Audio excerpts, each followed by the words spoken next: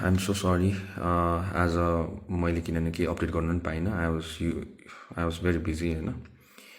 अनि अहिले बल्ल मैले यो भिडियो बनाइदिइरहेको छु तपाईँहरूको लागि। के भयो आज प्रोटेस्टको बारेमा चाहिँ है, आज के चाहिँ भयो अनि किन चाहिँ भयो है हाम्रो नजरमा, किन हामी त फ्रन्टमा थियौँ त, हेरिरहेको थियौँ नि सबै होइन। सो इट्स 1:33 AM अहिले।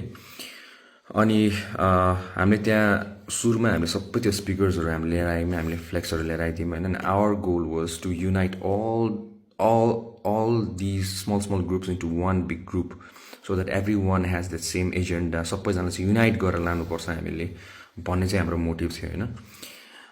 But since when we started announcing नि कि यसो गर्नुपर्छ यसो गर्नुपर्छ भन्दा त्यो लाइक फ्यु ग्रुप्स हुन्छ नि, वर लाइक तपाईँ किन बोल्नुहुन्छ अनि तपाईँ के गरेर गर्नु थाल्यो क्या।